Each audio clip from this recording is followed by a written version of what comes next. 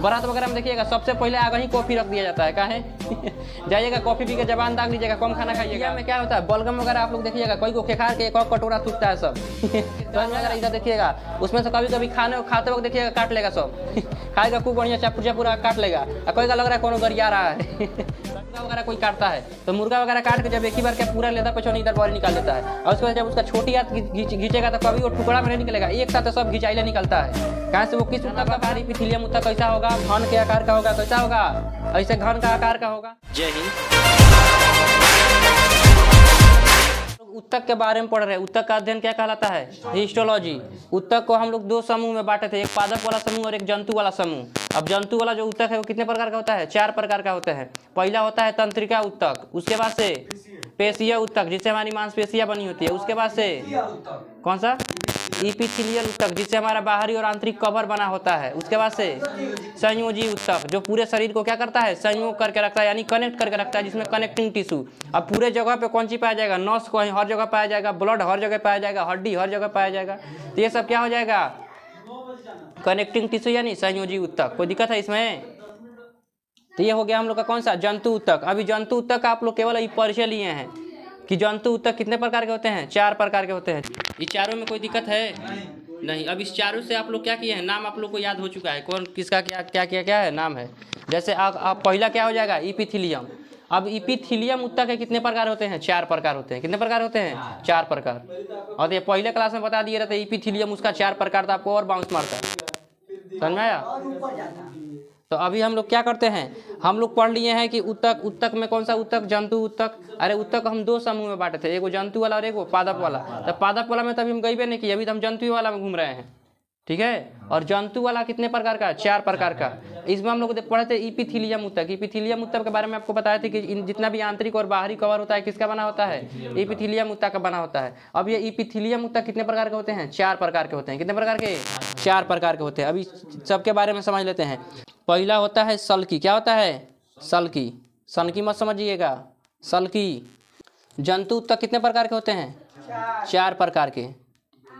जंतु 4। इसमें पहला इपीथेलियम क्या हो जाएगा, इपीथेलियम।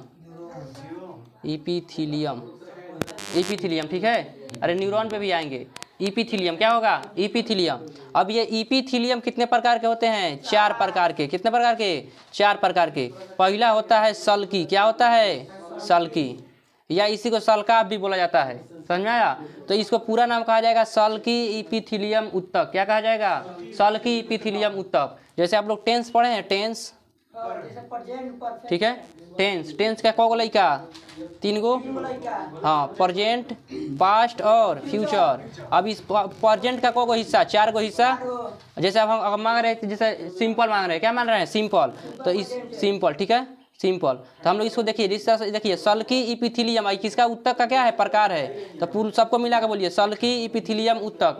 जिस प्रकार यहाँ मिलाकर बोलते हैं सिंपल, प्रेजेंट, टेंस, तीनों को मिलाकर बोले हैं कि नहीं बोले हैं, उसी प्रकार यहाँ पे भी मिला के बोला जाएगा। समझ में आया? तो जहाँ से जो एग्जाम्पल मिले सेट कर लीजिए। तो यहाँ देखिए हम कौन सा उत्तक पढ़ रहे हैं, सल्की इपीथेलियम उत्तक। आपको बता दिए हैं कि इपीथेलियम उत्तक का कोई ना कोई क्या बना रहता है, कवर बना रहता है, चाहे वो आंतरिक कवर या तो बाहरी कवर हो। तो ये सल्की हो चाहे क्या हो, क्यूबिकल हो या फिर कोई भी उत्तक हो, उससे क्या बना रहेगा, कवर, आंतरिक या बाहरी कवर बना रहेगा। तो हम लोग इपीथेलियम उत्तक का पहला प्रकार देख रहे हैं, कौन सा प्रकार है, सल्की। क्या नाम है, सल्की। तो सल्की इपीथेलियम उत्तक क्या करता है, सल्की इपीथेलियम उत्तक पाया जाता है आपका कहाँ पे। तो ये देखिए जो मुख होता है, क्या होता है, मुख। चलिए हम लोग क्या पढ़ रहे हैं, जंतु उत्तक में इपीथेलियम उत्तक। इपीथेलियम उत्तक का 4 प्रकार। पहला होता है सल्की इपीथेलियम उत्तक। क्या होता है, सल्की इपीथेलियम उत्तक। अब सल्की इपीथेलियम उत्तक के बारे में देखते हैं लोग। सल्की इपीथेलियम उत्तक देखिए, जो भी मुख होता है, मुख गुहा में क्या पाया जाता है, सल्की इपीथेलियम उत्तक। जैसे जो भी आपका मसूड़ा उसूड़ा है या फिर गाल वगैरह इधर देखिएगा, उसमें से कभी कभी खाते वक्त देखिएगा काट लेगा सब खाएगा खूब बढ़िया चापुचा पूरा काट लेगा, और कोई का लग रहा है कोनो गरिया रहा है समझ आया? तो वो किस उत्तक का बना होता है, इपीथेलियम उत्तक का। जो जीभ है, जीभ के ऊपर भी एक एक्स्ट्रा क्या पाया जाता है, परत पाया जाता है। तो वो जीवा के ऊपर जो एक्स्ट्रा परत पाया जाता है वो किस उत्तक का बना होता है, सल्की इपीथेलियम उत्तक। कोई को देखिएगा चाय वगैरह पिएगा उसी को दाग लेगा दा के फिर आम करते रहेगा, उसको स्वाद का पता नहीं चलेगा। बारात वगैरह में देखिएगा सबसे पहले आगे ही कॉफ़ी रख दिया जाता है, काहे जाइएगा कॉफ़ी पी के जबान दाग लीजिएगा, कम खाना खाइएगा, समझ में आया। तो वो क्या करता है, सल की इपिथीलियम ऊतक क्या कर देता है, जल जाता है। तो मुख गुहा में क्या पाया जाता है, सल की इपिथीलियम ऊतक। जो मसूड़ा वगैरह होता है उसके ऊपर क्या पाया जाता है, सल की इपिथीलियम ऊतक। कोई को बरस करता है देखिएगा, हुमच के बढ़िया से थूर लेगा उसको और उसके बाद से चिल्लाएगा दर्द कर रहा है, समझ में आया। बरस करता है सब एकदम 80 की स्पीड में, लग रहा है ट्रेन छूट रहा है कोई दिक्कत है। तो ये इपिथीलियम ऊतक कहाँ पाया जाएगा, मुख गुहा। कहाँ पाया जाएगा, मुख गुहा में। और कहाँ पाया जाएगा, जो हम लोग का फेफड़ा होता है, क्या होता है, फेफड़ा। जब हम लोग श्वास लेते हैं तो कहाँ जाता है, नसा छिद्र, नसा कपाट, फायरिंग्स, लैरिंग्स, ट्रैकिया। यहाँ पे देखिए ये क्या हो जाएगा, ट्रैकिया। ट्रैकिया आगे जाके दो भाग में बट गया है, ब्रोंकाई और ब्रोंकियोलिस। कोई दिक्कत है। और ब्रोंकाई ब्रोंकियोलिस आगे जाकर इसमें छोटा छोटा क्या पाया जाएगा, गुच्छा पाया जाएगा, जिसे हम लोग एल्वियोली कहेंगे। ये आप लोग का एल्वियोली का फोटो है, दिखाई दे रहा है, ये एल्वियोली क्या है, एल्वियोली। और इस एल्वियोली का जो परत होता है वो किसका बना होता है, सल की इपिथीलियम ऊतक का। किसका, सल की इपिथीलियम ऊतक का। तो सल की इपिथीलियम ऊतक का क्या बना रहता है, मुख, जो मुख गुहा होता है उसमें क्या पाया जाता है, सल की इपिथीलियम ऊतक। फेफड़ा के अंदर जो क्या होता है, पाया जाता है क्या, एल्वियोली। क्या नाम है इसका, एल्वियोली। इसी को वायु कोष्ठक बोला जाता है। ये एल्वियोली या वायु कोष्ठक किसका बना होता है, इपिथीलियम ऊतक। कौन सा इपिथीलियम ऊतक है, सल की इपिथीलियम ऊतक। तो सल की इपिथीलियम ऊतक कहाँ कहाँ पाया जाएगा, मुख गुहा में। और कहाँ पे, फेफड़ा के जो क्या होता है, एल्वियोली होता है वहाँ पे।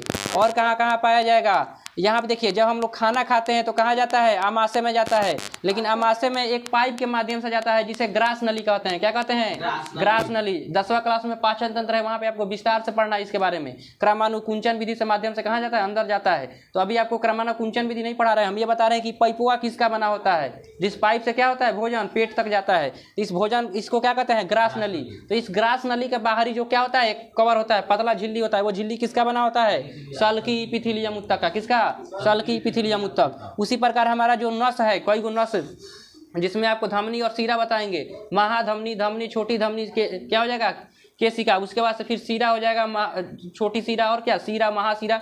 ये सारी जो नसें हैं, वो नस की जो दीवारें होती है वो सब दीवार किसकी बनी होती है, इपिथीलियम ऊतक। कौन सा इपिथीलियम, तो सल की इपिथीलियम ऊतक का। कोई दिक्कत है। तो सल की इपिथीलियम ऊतक का ये सभी क्या बने होते हैं, बने होते हैं। अब बताइए ये जो क्या है, पाचन तंत्र का ये जो ग्रास नली है, ये ग्रास नली के अंदर जो दीवार बना है किसका बना हुआ है, सल की इपिथीलियम ऊतक का। किसका, सल की इपिथीलियम ऊतक का। अब सल की इपिथीलियम ऊतक के बारे में हम लोग देख लेते हैं। सल की इपिथीलियम ऊतक कैसा होता है, चपटा होता है। कैसा होता है, चपटा होता है। और ये क्या होता है, पतला होता है। जब चपटा रहेगा तो क्या हो जाएगा, पतला हो जाएगा। जैसे सिक्का देखे हैं और सिसैली गोली देखे हैं, तो सिसैली गोली कैसा होता है, गोल होता है। लेकिन सिक्का कैसा होता है, चपटा होता है। क्या होता है, चपटा होता है। और चपटा होता है तो पतला हो जाता है कि नहीं हो जाता है, हो जाता है। तो क्या होता है, पतला होता है। और इसका जब बताइए, जब कोशिका ही चपटा और पतला हो गया तो केंद्रक का गोल रहेगा। केंद्रक भी कैसा रहता है, चपटा रहता है। इसका केंद्रक कैसा रहता है, चपटा रहता है। ये त्वचा के बाहरी परत में भी पाया जाता है। जो त्वचा है इपिडर्मिस, इसके बाहरी परत को क्या कहेंगे, इपिडर्मिस, इसमें ही पाया जाता है। तो त्वचा का बाहरी परत भी किससे बना होता है, सल की इपिथीलियम ऊतक का।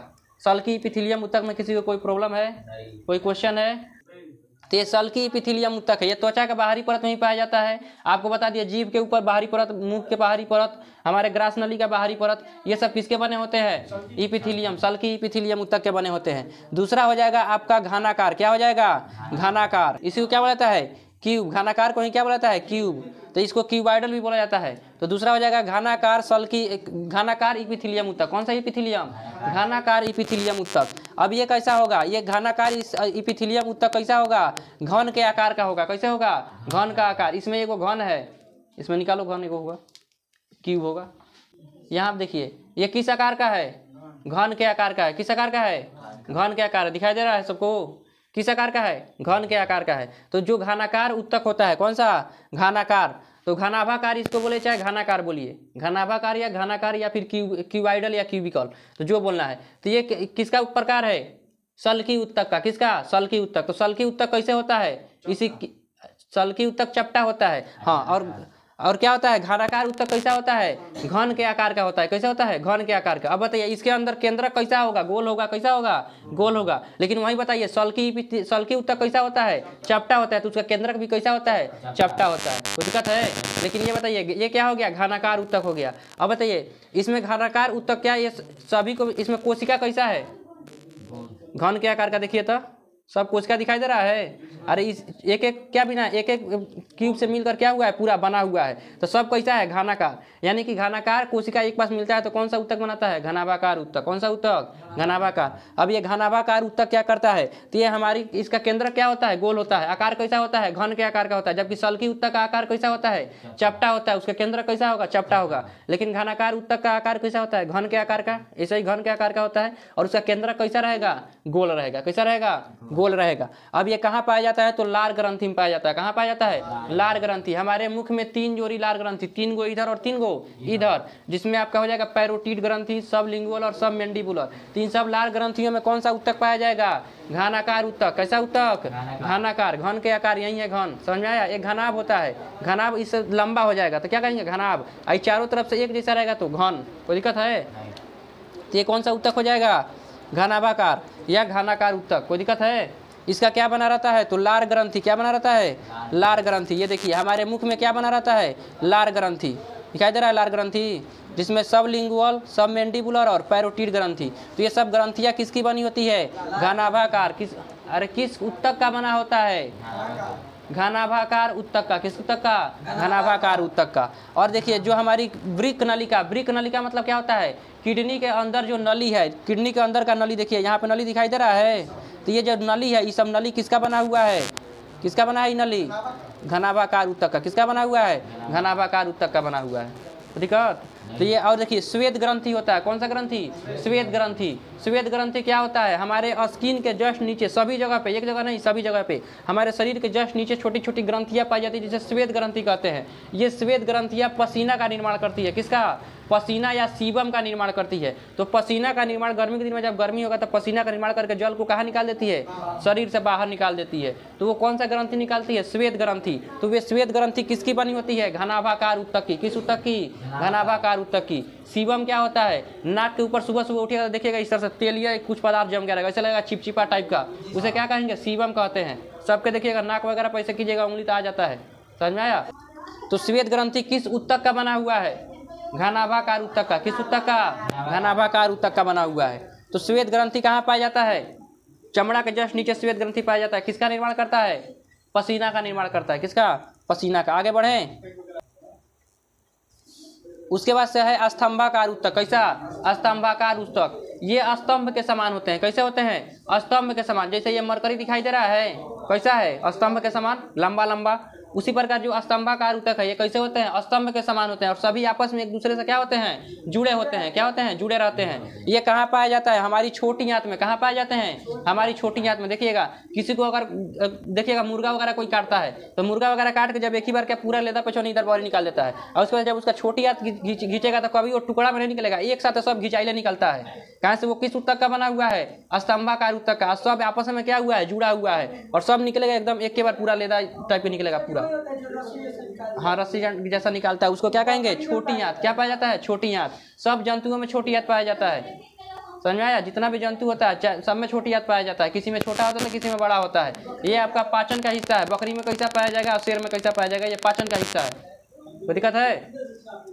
तो यहाँ क्या हो जाएगा, स्तंभाकार। स्तंभाकार ऊतक से क्या बना होता है, स्तंभाकार ऊतक से क्या बना होता है, छोटी आंत की जो दीवारें होती हैं वो किसकी बनी होती हैं, स्तंभाकार इपिथेलियल ऊतक। तो इपिथेलियम ऊतक हम लोग कितना प्रकार अभी देख लिए, 3। कौन कौन, पहला हो जाएगा सल की, जिससे हमारा जुबान वगैरह बना होता है, मुख वगैरह, या फिर क्या बना रहता है इधर। उसके बाद से क्या हो जाएगा, घनाभाकार या घनाकार। उसे क्या बना होता है, हमारी श्वेत ग्रंथि, लार ग्रंथि और किडनी के जो वृक्क नलिका होती है वो किसकी बनी होती है, घनाभाकार ऊतक। उसके बाद से कौन सा ऊतक है, स्तंभाकार ऊतक। स्तंभाकार ऊतक स्तंभ के समान होता है। इससे क्या बना होता है, छोटी आंत की जो दीवारें होती है वो किसकी बनी होती है, स्तंभाकार ऊतक की बनी होती है। एक और होता है पच्छामल। क्या होता है, पच्छावी या पच्छामल।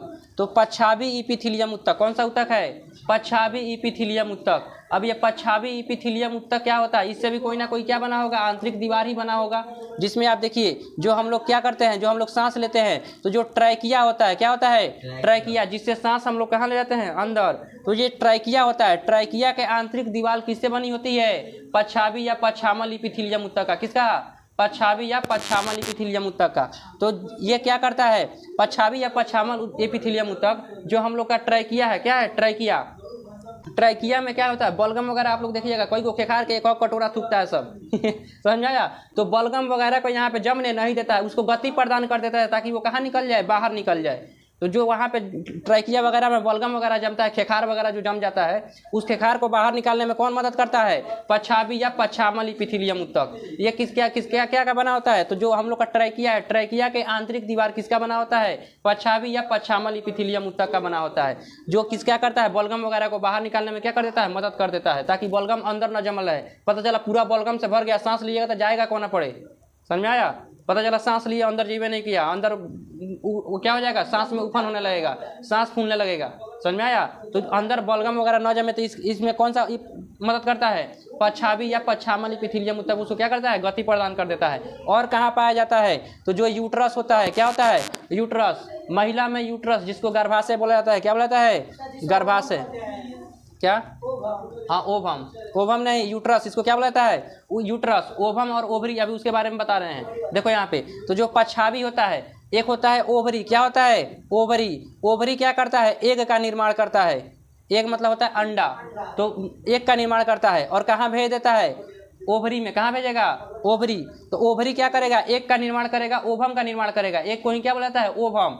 तो एक ओवरी क्या करेगा, एग का निर्माण करेगा, यानी ओवम का निर्माण करेगा और भेज देगा फॉलोपियन ट्यूब में। इसका क्या नाम है, फॉलोपियन ट्यूब। क्या नाम है, फॉलोपियन ट्यूब। अब इस फॉलोपियन ट्यूब की जो आंतरिक दीवारें होती हैं, ये आंतरिक दीवारें किसकी बनी होती है, पच्छाभी या पच्छामल इपिथीलियम ऊतक का। किस ऊतक का, पच्छाभी या पच्छामल इपिथीलियम ऊतक का। यहाँ पे क्या करता है, देखिए जिस प्रकार ये जो ट्रैकिया था, वहाँ पे ये गति दिया किसको, खेखार वगैरह को, बलगम वगैरह को, ताकि वो बाहर निकल कर क्या हो जाए, चल जाए। उसी प्रकार जो एग होता है, अंडा, निर्माण कौन करता है, ओवरी। किसका, ओवम का। तो ये ओवम को गति प्रदान करता है ताकि ये ओवम कहाँ चले आए, फॉलोपियन ट्यूब के रास्ते यहाँ पे चले आए। कोई दिक्कत है। तो ये फॉलोपियन ट्यूब में किसको गति प्रदान करता है, ओवम, यानी कि ओवरी को। ओवरी क्या करता है, ओवम का निर्माण करता है, अंडा को क्या करता है, ये गति प्रदान करता है। कौन सा ऊतक, पच्छाभी या पच्छामल इपिथीलियम ऊतक। कोई दिक्कत है।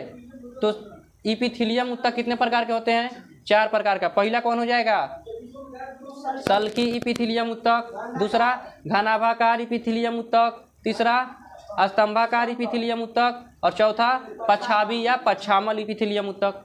तो चलिए पहला बताइए, सल्की इपिथीलियम ऊतक कहाँ कहाँ पाया जाएगा, जीभ में पाया जाएगा, मुख में, हमारे बकलूल कहाँ चला गया, फेफड़ा का जो क्या होता है, वायु कोष्ठक, वहाँ पे पाया जाएगा। और हमारा जो श्वास ग्रास नली है, वहाँ पे पाया जाएगा।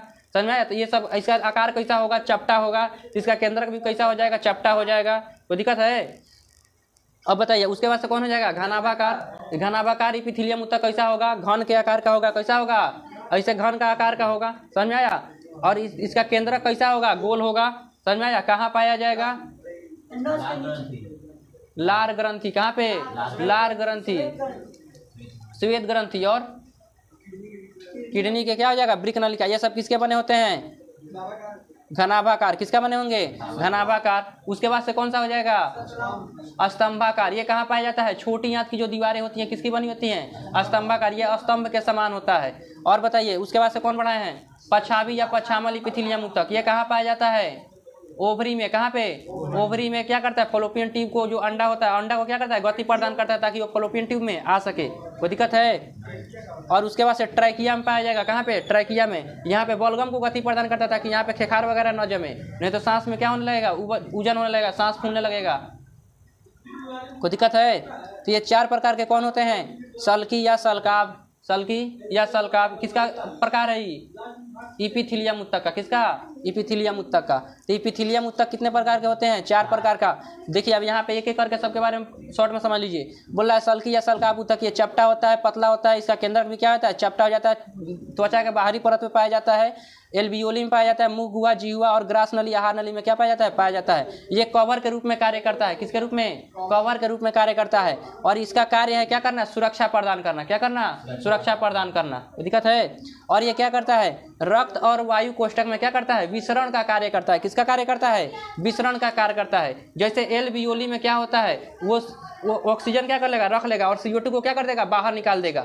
ब्लड में क्या करेगा? ब्लड ऑक्सीजन को क्या करेगा? ले लेगा और CO2 को क्या कर देगा? बाहर छोड़ देगा। तो ये सब विसरण का काम कौन करता है? यानी कि गैसों का जो आदान प्रदान होता है किस माध्यम से? विसरण के माध्यम से। इसका काम कौन करता है? सल्की या सल्काप उत्तक। कोई दिक्कत है? उसके बाद से कह रहा है घनाभाकार उत्तक। ये क्या होता है? घन के आकार का होता है। इसका केंद्र कैसा होता है? गोल होता है। ये लार ग्रंथि और वृक्क नलिका में पाया जाता है। उसके बाद से बोला स्तंभाकार उत्तक। ये कोशिका स्तंभ के रूप में एक दूसरे से क्या हुई रहती हैं? चिपकी हुई रहती हैं। और इसके सिरा पे क्या पाया जाता है? रसांकुर पाया जाता है। उस आंत के क्या पाया जाता है? दीवार पे पाया जाता है। ये सुरक्षा का कार्य करता है। और आमाशय के दीवार पे भी क्या पाया जाता है? यहीं पाया जाता है। कौन? स्तंभाकार। उसके बाद से बोल रहा है पच्छामल। ये ट्रैकिया के भीतर पाया जाता है ताकि बलगम वगैरह क्या कर सकते हैं? बाहर निकाल सके। और क्या होता है? श्वास नली के भीतर पाया जाता है और ये म्यूकस को विभाजित करता है। अंडवाहिनी, अंडवाहिनी वही आपके बता रहे हैं जो क्या होता है? ओवरी या ओवम, उसमें पाया जाता है। और क्या करता है? यूट्रस में ही पाया जाता है। और ओवरी में ओवम को क्या करता है? गति प्रदान करता है। तो ये आपका इपिथीलियम उत्तक पूर्ण रूप से क्या हो गया? खत्म हो गया। तो जितने भी हमारी बाहरी और आंतरिक कवर बनी होती है किसकी बनी होती है? इपिथीलियम उत्तक का। ये इपिथीलियम उत्तक आपका क्या हो गया? खत्म हो गया। अच्छा बताइए जो नस का जो आंतरिक दीवार है वो किस उत्तक का बना होता है? नस की आंतरिक दीवार सल्की। किसका? सल्की। और नस कौन सा उत्तक है? नस कौन सा उत्तक है? संयोजी उत्तक। पूरे शरीर को कनेक्ट करके रखा हुआ है। तो नस कैसा उत्तक है? संयोजी उत्तक है। लेकिन नस की दीवार कौन सा उत्तक है? सल्की उत्तक है। सल्की में भी कौन सल्की? सल्की इपिथीलियम उत्तक। पूरा नाम क्या हो जाएगा? सल्की इपिथीलियम उत्तक। कोई दिक्कत है? तो ये सल्की उत्तक आपका क्या हो गया? कंप्लीट हो गया। क्या हो गया? कंप्लीट हो गया। कोई दिक्कत है? तो उम्मीद करते हैं कि ये वीडियो आपको पसंद आया होगा। और अभी भी अगर आपके अंदर कोई डाउट है तो कमेंट बॉक्स में कमेंट जरूर कीजिएगा। हम नेक्स्ट वीडियो में उसको कवर कर लेंगे। तो चलिए मिलते हैं नेक्स्ट वीडियो में। तब तक के लिए जय हिंद, जय भारत।